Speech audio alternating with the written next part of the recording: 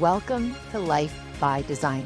I'm your host, Robyne, and I am thrilled to welcome you to this space for real conversations about how we live, how we show up day in and day out, because the quality of our life is shaped by our habits. What we do in ordinary time allows us to be extraordinary. We can unpack what it takes to truly live well and be well in real life. Welcome to Life by Design. And I'm just so excited that you're here. Welcome back. On today's episode of Life by Design, I have the opportunity to connect with a very dear friend, Stu Saunders, who is all about community. In this episode, we talk about the importance of community, putting ourselves out there, taking good, healthy risks, and how we can really show up for our youth and our young people. This episode is full of so many, only Stu can tell these stories in such a meaningful and enriching way. I hope you enjoy this episode as much as I enjoyed interviewing a very, very dear friend of mine, the one and only Stu Saunders.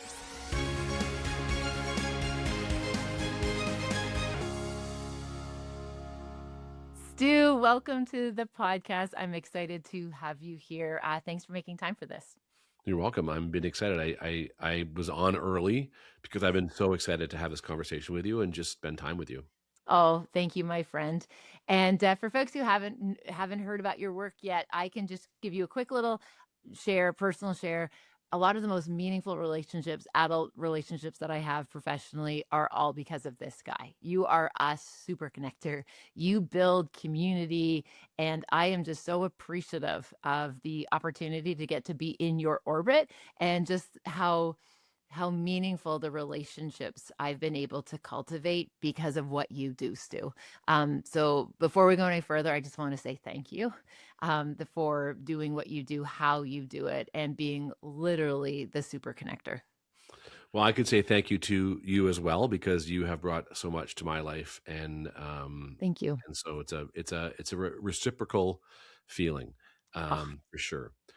Yeah, so thank you.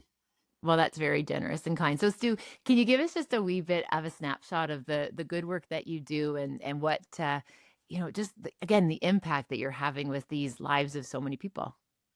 So I guess my origin story, my Marvel origin story, Yes. is that I've worked with young people my whole life. That has been what I've loved from when I was a camp counselor as a teenager all the way up to my adult life now. And so that's primarily my work, is to work with educators and teachers, administrators in school settings and educational settings, and then the young people who fill those places. Mhm. And so for almost 35 years, I've worked with well over 3 million young people and educators literally around the world. And so Yeah. that's my love. That's my passion. That's what I like to do. Yeah. And through your camps, through your conferences, through your programming, there is so much hope for the future when we look at these student leaders and how you cultivate them and how you encourage them. It's so amazing. And when sometimes folks are like, oh, kind of, I'm worried about where, teenagers are going these days. I have this moment. I'm like, oh, you need to go to one of Stu's conferences. Like you go to Niagara Falls and you see what it looks like when you have that many student leaders from all different places and spaces across all this different geography coming together to be excited about character and hard work and community. The future is very bright when people have crossed your path. You put people on the right course. It is, and although there are plenty of reasons to question some of the directions that we're going in with technology and with social media, there's lots of conversations about that, 100%. Yeah. But at the heart of hearts, I think young people are desperate to just be good people. The majority Yeah. of them I work with, and I think when given the opportunity and put in the right setting and given the resources, they shine. They continue to shine. Yes. So I do have faith. I do have faith in the next generation.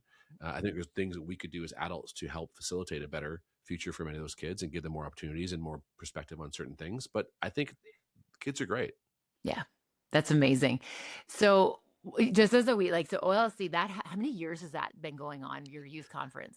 So OSLC is celebrating its 48th year.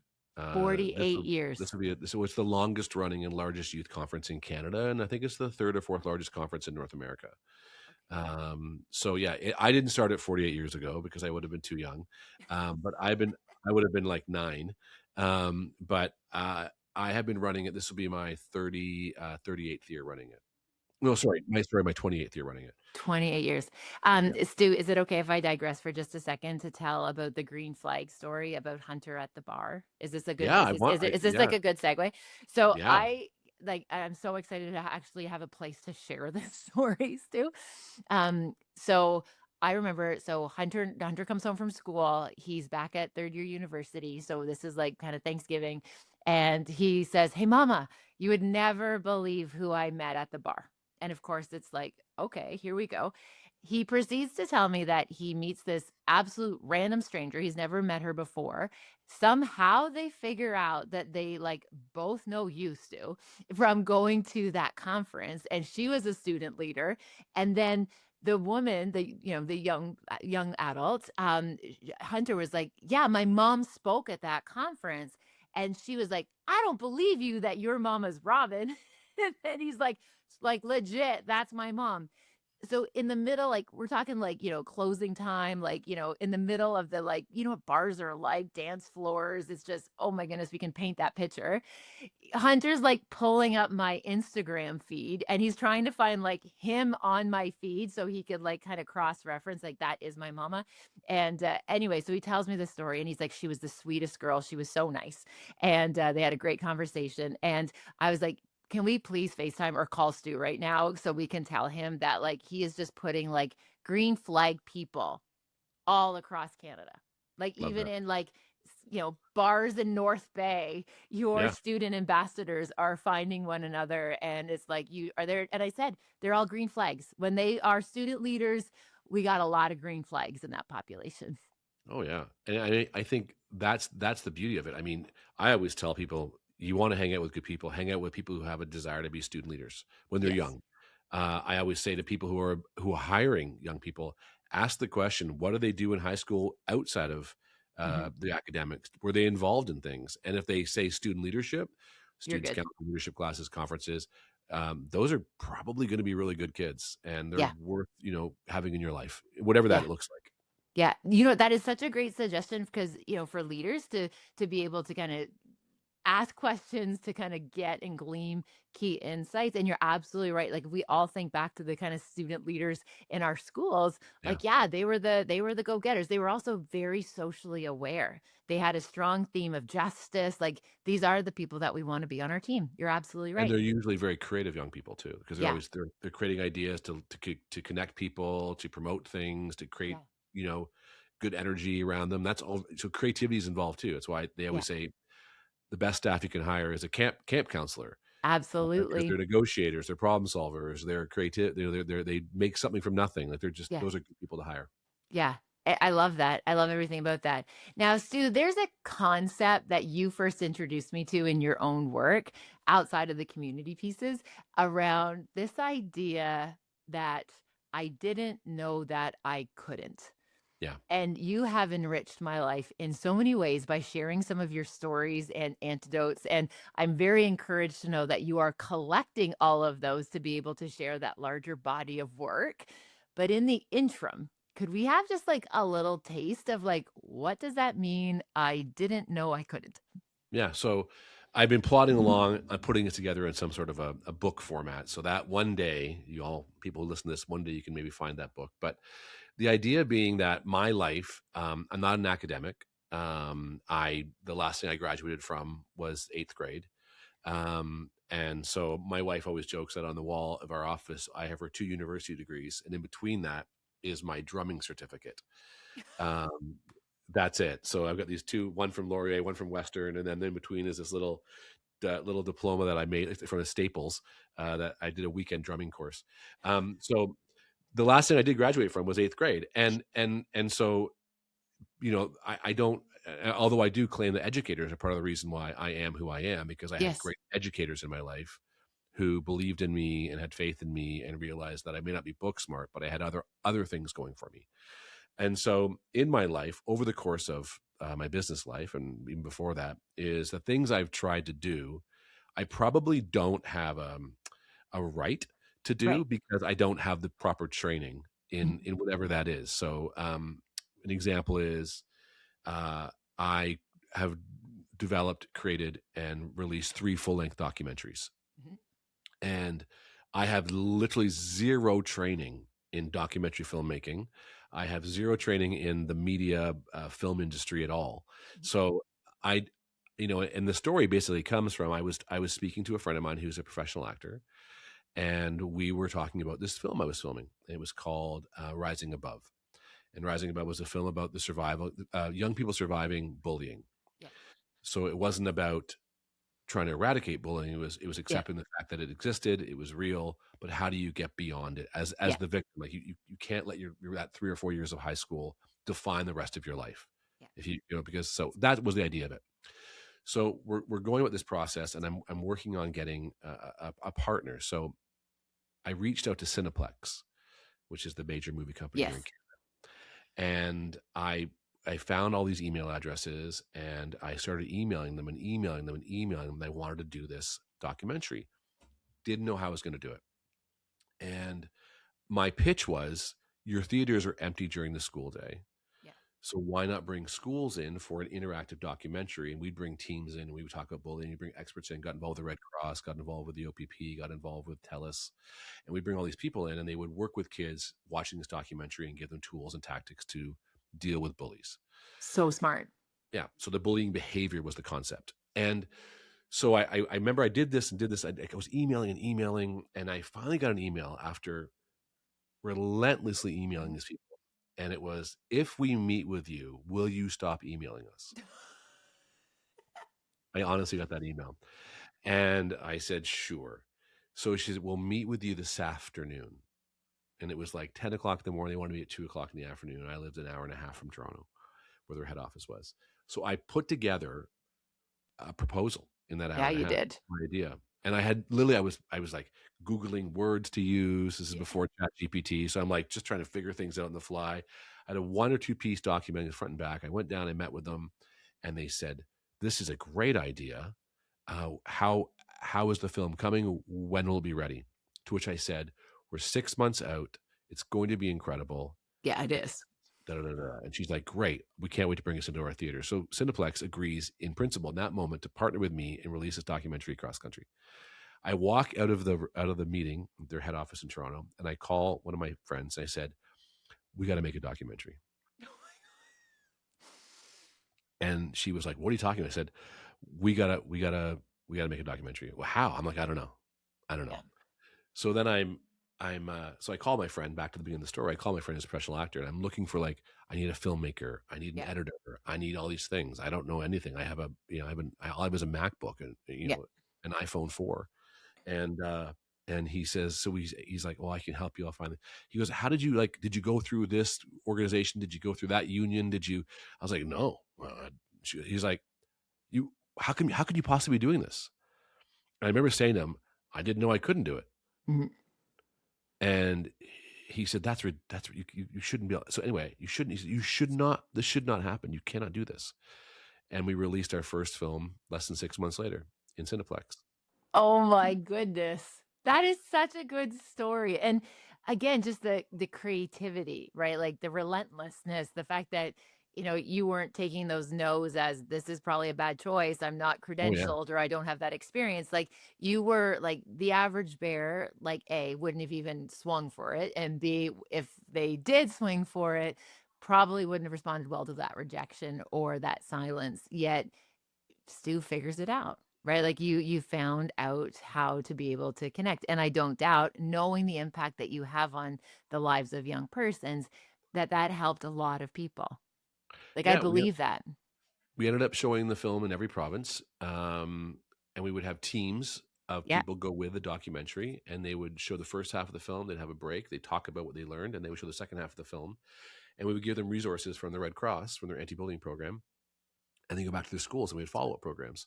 And Yeah. so in that time, we showed the film to over 40,000 kids across the country, My goodness. live in live theaters, like in the actual in the big. And I said it. People said, "Well," we even said, well, why don't you just release it as a video and they can show it in their classrooms? And I was like, because that wouldn't be impactful. Like the kids would Yes. be on their heads on the desk, they'd be falling asleep. It's on a, a 30-inch TV. It had to be on the big screen. It had to be Yeah. all encompassing. Even Yeah. though we had no idea how, why, or if it was going to work, it ended up working out really great. And then we had 2 other films, and we're actually working on our 4th film right now. Still, I love everything about this. Yeah. I love, and again, where does it come from that, because I know you've navigated a lot, right? Like we've talked many times, long conversations, like Stu, you've navigated a lot emotionally, like you have navigated so many different things.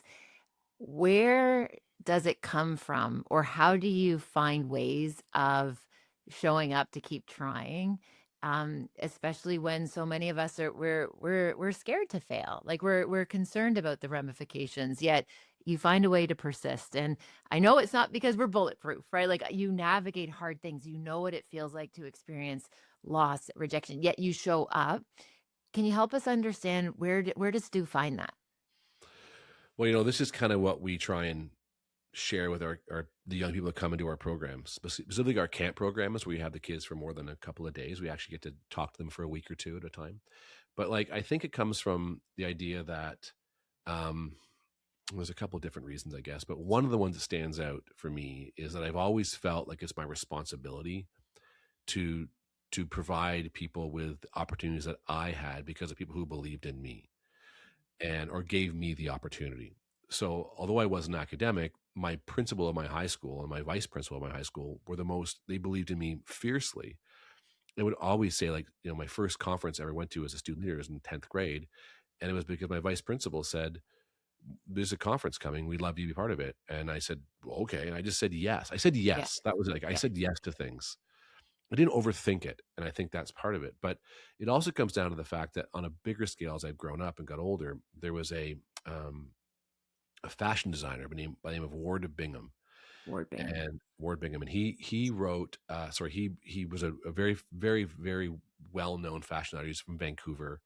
And he was in London, England, in the fashion scene. And he was on this boat on the Thames River. And this boat famously, and I don't know the name of the boat, you can probably research it, someone can, but the boat flipped over and most people on the boat died in this tragic boat accident on the Thames River. He survived. And his story is incredible. So when he came out of that situation, he came back to Canada, and using his fashion connections, he created a company called Mondo Nation, which stood for One Nation, One World. Mhm. And the idea being that we really are, at the heart of hearts, one. We are one people. The globe is one. Yeah. We're all people. We're all human. We're obviously different, but we're all, at the end of the day, we're all human. And so if you realize that we have more in common than we don't have in common, things often, you can navigate them better. You realize that we have much more in common. And so he created this company called Mondo Nation. And the idea was that you would get a shirt and it would say, I believe on the front. And on the back, you would print your personal belief. Yes. And it was so I believe, and then on the back, whatever. And then you would have on the shoulder of the shirt, it would have some sort of charitable organization, and profits from the shirts would go to that organization you chose. Mhm. And this would, you've got a visitor. And this would go all over the world. That was the idea. And so I loved this idea. And Yeah. I brought it to my camp staff, and I got all of my camp to create these shirts. And then they would share with the parents what their belief was. Yes. And mine said, I believe, and the back said, it is my responsibility to leave the world a better place for my children and grandchildren. And so that was 20 years ago. And I have held that belief, that Yes. idea. I still have the t-shirts, a bit rattier now, but I still believe that that is my sole responsibility. That everything I do, whether it's for adults with our EPIC community or all of our young programs that we work with, which are so many, is that I'm trying to give kids this idea that they can do more, they can be more, that they're more capable, that they should believe in themselves more. And from Yes. that belief, they'll do more. And then the world, hopefully, in a utopian belief, will be better. That's beautiful. I love that. I love that you had that, that exposure, that spark. People believed in you. People saw perhaps maybe even something that you weren't able at that time to see in yourself, right? But the people that have their confidence in you and puts you in that conference, and then again sets this kind of all these I think of them with all these pegs, and we're just connecting these dots for Stu, and Yeah. then all of a sudden, you get exposed to these different experiences, these different ideas, and then to have your heart touched so significantly by the work of again, of putting that work together and then writing it on a shirt, and then 20 years later asking myself, like, is that still like, am I showing up for that, right? Am I showing up for that? That's beautiful. And the idea was that these shirts would create conversations, right? And you'd Yeah, find that you have people who believe. And there was the yeah. story Ward would tell was that he had sold a shirt to a woman who said, "I believe." In the back it said that my mom will wake up from being in coma. Oh, And so she's in line, and a woman behind her says, "I'm sorry, what is your shirt about?" yeah. And she tells the story, and she goes, "My dad is in a coma." Oh, And this story happens in line, and they become lifelong friends because of this. this And it was one exchange. one thing. They totally by happenstance, they're in the line together. They have parents both in the same situation, one from a car accident, one from medical reasons. We're both in a coma, and they became lifelong friends and support network for each other. And it wasn't because, are you from this political party? Are you from this Yeah, financial background? Are you from this? It was just about this thing they shared. And I think that comes down to organic conversations, organic yeah. connections, which is one thing that we teach kids, is that although we're very connected, we're very disconnected, and we need to Yes. reconnect and understand that we have much more in common. Yeah, Yeah. yeah.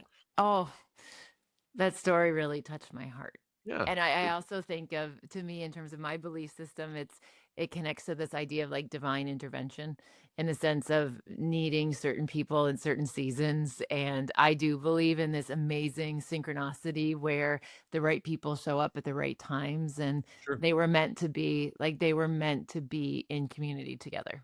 Some people call it serendipity, Yeah. and that's what it is. I believe that when you know someone's story, Yeah. it's hard to when you really know their story, it's hard to judge, Oh, right? so true. Yes. Because Yeah. everyone's got a story, Yes. and we've all been through things, and that's one of the things I try desperately to teach kids, Yeah. and yeah. Yeah, that's so beautiful. Now, just out of curiosity, and again, I hope if you don't mind, like kind of taking this way, just because of just you're just so in tuned with youth and like again what we're trying to create, and a conversation that or a question that often gets asked to me when I'm doing anything involving like young persons, and usually it's always like I can be at the most like corporate conference ever. Like, I mean, we're talking about high performance markers and like all this kind of stuff. And I'm like, oh, does anybody have any questions? And they'll be like, my son won't get off the video game console, right? And I'm like, okay, like I'm here for it, right? Like, let's go. But I just think it's also so interesting that I'm usually at these like very corporate things, but people always want to they're desperate for strategies for how Yeah. do they help their kids, especially their young adult, that emerging adulthood, that older teenager.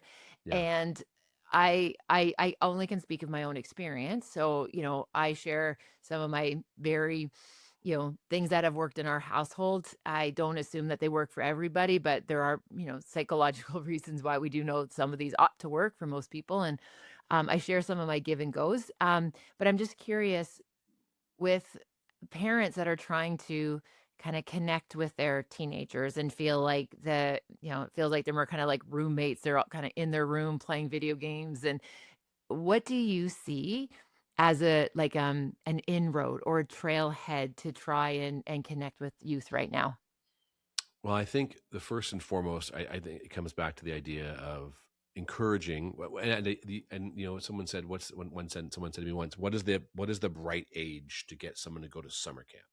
Oh, good question. Like, what's the right age? Like, should it be 10? Should it be 12? Yeah. Should it be 7? And I say the earliest age you can. Yeah. And the reason, and I mean, I'm talking about a good summer camp. Well, like not every summer camp is equal, but a good Yeah. summer camp, you should send your kids to do things like that, Yeah. because that allows them to understand that there is more that they are capable of doing because they don't have a parent hovering over them. Yes. But, and I feel like I'm super progressive. I mean, of course, my kids grew up at a time when they didn't have an iPhone in their hand all the time because it just Yes. wasn't available. But I really believe that the more exposure you give kids to things that aren't on screens, Yes. the more you're not going to stop them from being on screens, but you're going to expose them to the idea that they can be off of them, if Yeah, that makes sense. totally. Yeah. So, I mean, I'll tell a quick, can I tell a quick story about, I want all your stories. Yes, I'm here so, for it. a story I've told before, and I'm not sure you've heard it, but years ago I had a parent call me, and it was, she said, "Hey, Stu, I've heard a lot about your summer camp program, and I've got a son who literally lives in the basement. He never gets out of the basement. He just plays his PlayStation and his Xbox constantly, and I don't know what to do."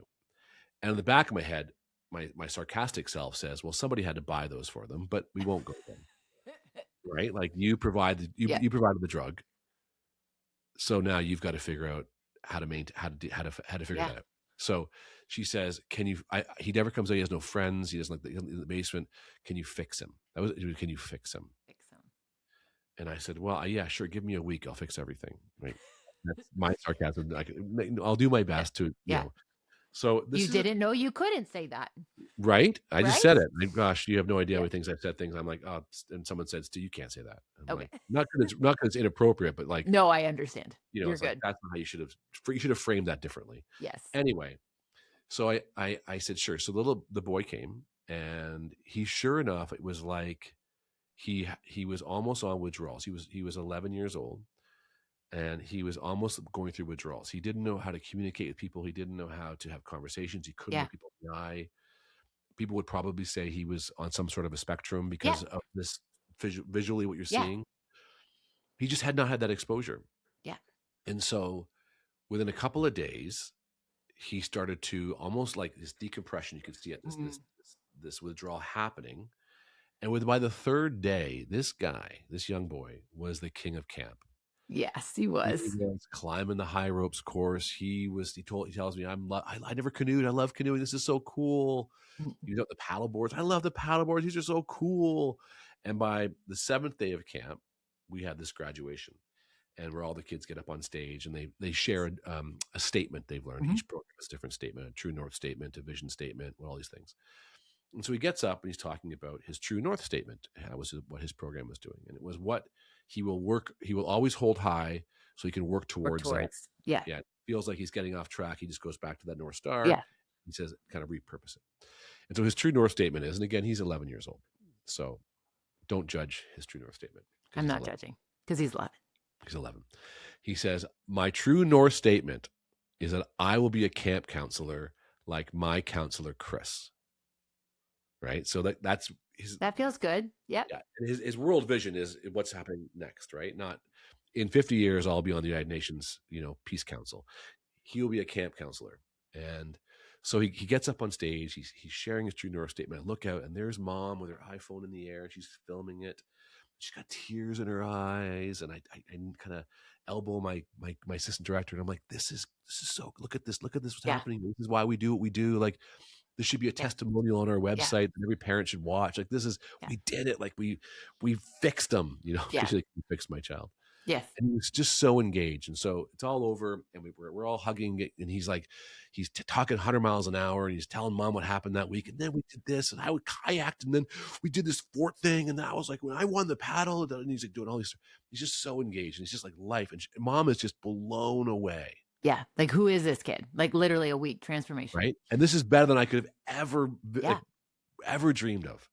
So as I was leaving the camp that day, myself and one of my other directors would stand at the gate, and we'd thank parents as they pulled up and say, thanks for sending us your child, and hope to see you next year, and have a great school year, and stay in contact, blah blah blah. So up rocks this car with a little kid in it and mom, and he's sitting in the back seat, and he's like, "Next year, Stu, I'm going to do the intermediates, and then I'm going to do the LIT program, and then I'll be a senior, and then I'll be a CIT, and then I'll be a camp counselor like Chris, and then one day I'll probably take your job. I'll be the camp director." And he's like so excited. And I'm like, Yeah. and mom was like smiling from ear to ear. And I'm like, this is just the perfect moment. Yeah. And then mom says, "I'm so proud of you." No, she says, "We have to get going. We have to get going." And I'm thinking, sure, they probably have I think they're from like Oakville. We had a couple hours, 3-hour drive home. And she says, "I'm so proud of you. I just got you the new Rock Band 3. Oh. And I backed away from the car, and I said, It was really great to meet you. And in Yeah. my head, I'm not going to see you again. No. And so why I would share that story with parents Hmm. frequently, Yeah. because I would say we provide Yes. these things, good and bad. Yeah. And we think that sometimes we have to provide this because that's what the other kids have. Yeah. But you've just got this moment where this young boy in your life, this son of yours, who's so excited to be Yeah. so connected to the outdoors, nature, life, Yeah. everything. Yeah. And I've had parents say to me, like, they pick up with they can't bring their phones with them. We have no technology at camp, and then we make them give their phone when they leave. Like, we have to watch them take the Yes. phone, take the phone. And I remember I had a parent once said to me that as soon as her daughter got back in the car, she was like 16 years old, one of her oldest camping programs, and she gave her daughter her phone, and her daughter said, I don't want I it. don't want it. Yeah. Yeah. And I talked to her. She said she didn't, 4 days, she Yeah. didn't touch her phone. It's so amazing. And I Stu, guess there. Oh, it comes back to the idea, like, kids just at the heart, they just want to be kids, yeah. Oh, 100%. right? They don't actually need to be TikTok influencers. They really just want to be young people. They want to be organically human people. Yeah. And It's their so default setting. Like it is. what I share to families so often is it's like we are the ones that are putting that program on top of it. Like their default setting is to be outside. It's to be messy. It is to be exploring. It's like Yeah. healthy risks. Like, that danger, that kind of just that, that connection between like danger versus, risk-taking behavior and dangerous. It's Yeah. like that helps us from an evolutionary perspective learn boundaries. Learn our skill sets. Like we are meant to be tussling. Like that's our default. And what's Scrapes and happened, bruises are fine. yeah. And then what's happened is we're putting things on top of it, right? And that becomes almost like the operating system that we're putting on it. But like left to their own devices, right? Left to their own devices. And I love that you've held space with camp because like camp to me is just the most amazing like immersion into that experience. And again, I appreciate that maybe some families can't do send away camp or overnight camp, but like even day camp, like Day even just camp. getting them like day camp. And, I'm just so mindful about like knowing what camp did for our three children and how it was so transformative. And then, as Hunter is now a camp counselor. He's going Yeah. into his third year as a camp counselor. And he lives for those summers where he gets to be able to be in that role. And it's so good for them developmentally. And I really love how you've really clearly articulated. It's like we are creating this as grown-ups. And that's not to put all the blame and shame on us as adults. And I No, know there's some people like no. I actually had an amazing conversation just with my aunt where my cousins have really little ones and mine are obviously much older. But I'm like, oh no, like my kids watch screens. Like my kids had screens because she was like, gosh, and using my kids as this kind of benchmark. And I'm like, no, you don't understand. My kids had screens. They were just never in the bedroom. They were little Yes. Einstein that was on in the kitchen. It was Sports Center every morning that was on in the background. Like the screens just never went into the rooms when they were little, but they watched a ton of TV. Like I remember We all did. one Christmas, I remember Hunter, I think he watched the like Tobey Maguire Spider-Man, which is his Spider-Man. And I think he watched it like every single morning of Christmas break. Like it was Mhm. literally like 17 days. It's like Hunter would wake up, he would watch this. Like my kids watched a ton of screens. I really think the difference was it was out in the open. It was Yeah. out in the open. It was for entertainment. It wasn't just for social. Like it wasn't what these ecosystems that are getting created. So my gentle meditation is like we also don't need them this close to our faces, right? Like kids, we did that. I even gave the example, like I talked on my phone in my bedroom. I remember pulling the phone cord from the kitchen and like wrapping it around the hall and like being on the phone with my friend for like 4 hours some Yeah. nights when I was a young teenager, like connecting with our peers, being entertained. Those aren't the issues. It's the shadow culture behind it that it goes into a numbing effect. And I Yeah. love what you shared there with camp. I love how you shared this idea of like it's a wee bit of the parents' responsibility. And just really briefly, Stu, I was talking about with the group, and I shared with them like people are on their phones in Canada. The research is suggesting 6 hours and 45 minutes a day. And this one gentleman said, oh, those teenagers are skewing the data. And I'm like, That's for 35 to 65. Yeah. Like, Yeah. teenagers weren't in there. And then their kind of rebuttal was, oh, if they were. It's like, yeah, but what's fascinating, yeah, some teenagers, the average in Canada is 7 hours a day. But what I think people don't realize is that's a bimodal distribution, meaning that we have some that are like 7, 8, 9, 10, 11, even more hours. And we have some that aren't at it very much. So we have two spikes on that distribution chain. But when you look at the ones that aren't on it as often, Stu, people think it's because they've regulated screen time, and that's not the variable. It is not because they've been like regimented into 1 hour of screen time as if this is like crack. Like, I don't know if you've ever seen a kid jonesing for his 1 hour of screen time. Like, it is ridiculous. It's kids that are involved in extracurriculars. It's kids that are at music class. It's kids that are out and about. And again, I appreciate there's privilege in that, but there's a lot of programs that get kids off of devices, and not that we're doing the program to get you off the device. It's, shooting around playing basketball, right? It's It's exposure soccer. to it's exposure to know that there's other things you can do, and it doesn't have 100%. to be expensive. It usually isn't things that are expensive. It isn't Yeah. necessarily. I mean, there's great things in going on a trip to Disney World and seeing that. That's wonderful, and you should do that if you can afford it and you're privileged enough to Yeah. do. That's great. But it's going for a walk with your kids on a Sunday afternoon in Yes. the woods. Yeah. It's kicking the soccer ball around the field. It Yeah. doesn't have to be expensive. It doesn't have to be Yeah. involved. It doesn't have to be complicated. It doesn't have to involve Yeah. a plane or a ticket. It can just be. What's interesting is young people, and I love this because I have so many young staff who are Yeah. university. We used to hire 110 to 120 staff a year at our camp when we had our full. We have a much smaller camp. Different story now, but they always would tell me, like, they would love the moments when their parents or the older people in their lives would make space for them, Grown-ups. Yeah. Grown-ups make space for sure. and have a Mhm. conversation and go for a walk and suggest, like, it doesn't have to be always as planned either. It doesn't have to be like, I don't know. There needs to be, when you expose young people to the idea there's other things, they Yeah. actually really want those other things. Yeah. 100%.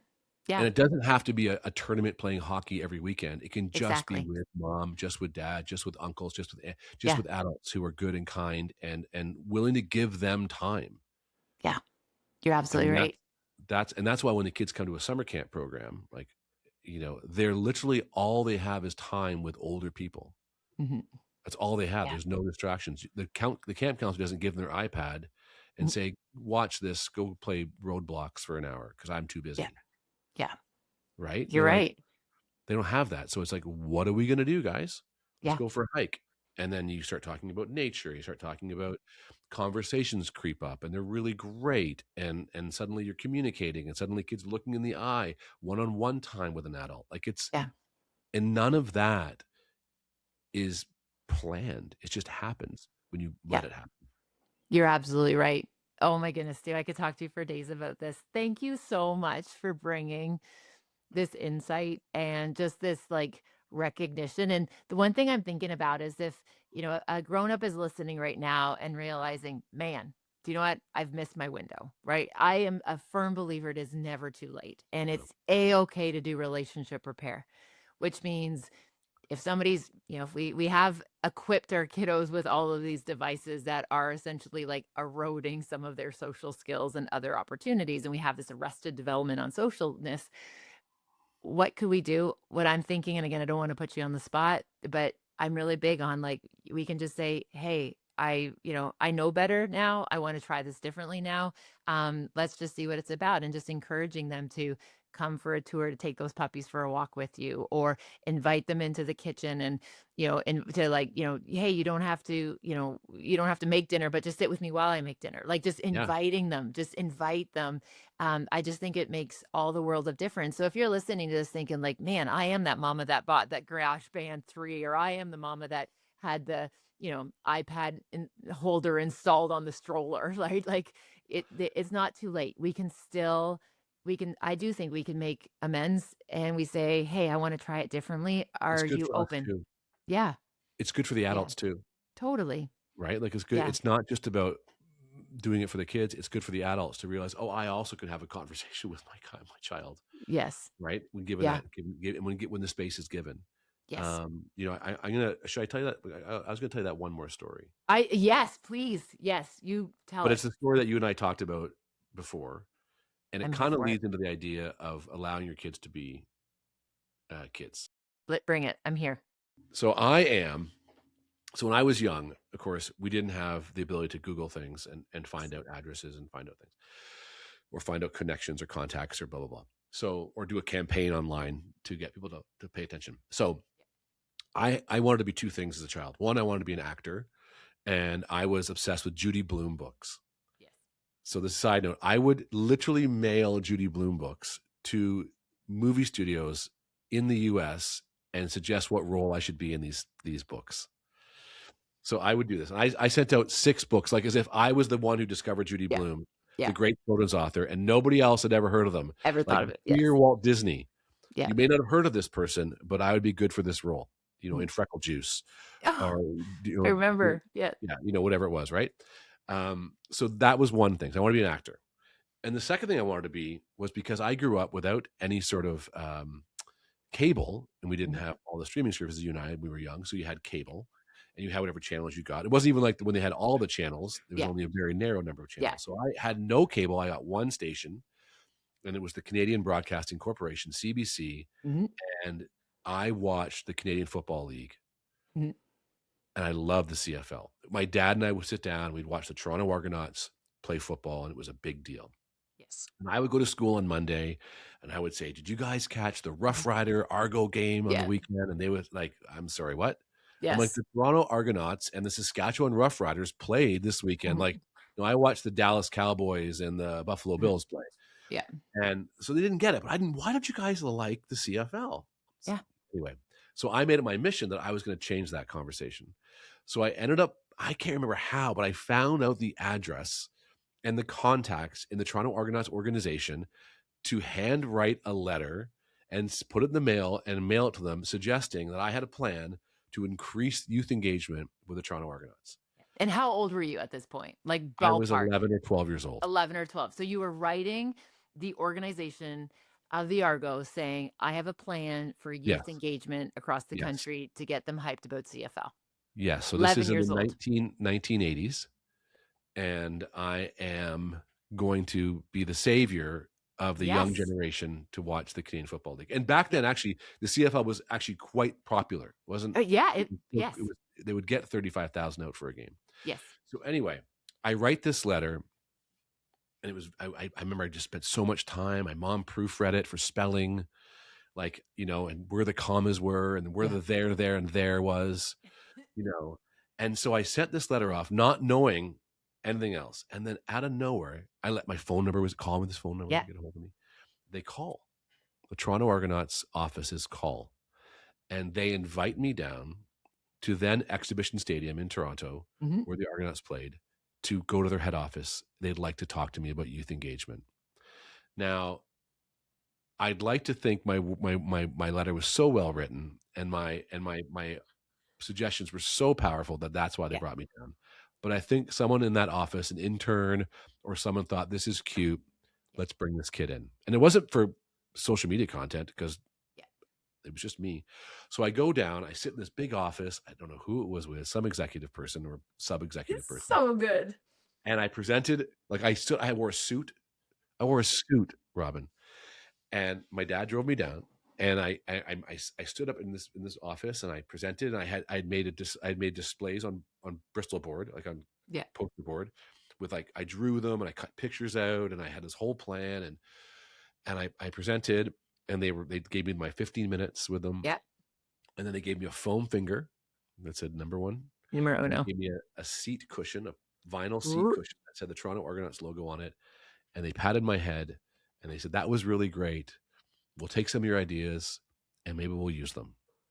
And I went home, and I waited, Robyne, for so long for them to call me back and say, and your offices will be, when you got a window office, corner office, you're going to be the VP of youth engagement, whatever it was.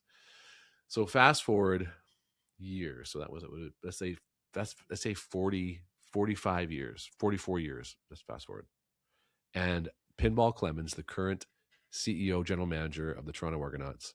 Shout out to Pinball. We Pinball. love Pinball. We love Pinball. him. Former head coach, Yeah. Hall of Fame football player, great guy. Everyone loves Pinball. Yes. Smile as big as, the sun. So we have Pinball come and speak at OSLC. Isn't this crazy? It's full circle moment. I just realized. I knew I was seeing this unfolding. I'm already excited. I just realized I don't have OSLC. I'm not connecting with Pinball again. Anyway, so Pinball comes and speaks, and before he gets on stage, I let students introduce the speakers, but I said, before I bring in, Sarah and Tanya to introduce our speaker, I have this little story to tell, and I tell the story very, very quickly. And so I'm assuming I say that Pinball today will be announcing that after a 40-year search, I will be announced as the VP of Youth Marketing. And everyone laughs, and everyone cheers. And Pinball gets up and he says, Stu, we're not going to do it today because we need to have a lot more media here for an announcement that big. Oh, bless him. And he goes on to so good. He does his speech, and as we're leaving, he does, and he talks to every kid, and he spends time. He's so wonderful. And we walk out, and we're walking out down the hallway and walking back to his car, and he says, "Is that story true about you as a kid? Is that all true?" And I said, "Yeah, all true." And I said, "I think the story's probably gotten better over time, but it's a true story. Yeah, it's totally artistic license, right?" Yes. And so he says, "You know what? I'm going back to Toronto right now to have lunch with Keith." And that's Keith Pelly, who is the president and CEO of Maple Leaf Sports Entertainment, who own the Toronto Argonauts, as well as the Toronto Maple Leafs, the Toronto Raptors, and Toronto FC. Yeah. And so I said, "Oh," he's like, "I'm gonna tell him about what you do. I just love what you do here. I love it. I love it." Because he actually has spoken once before. But I never told him. So I love it. I love what you do. That's my Pinball. It's very good. It was very good.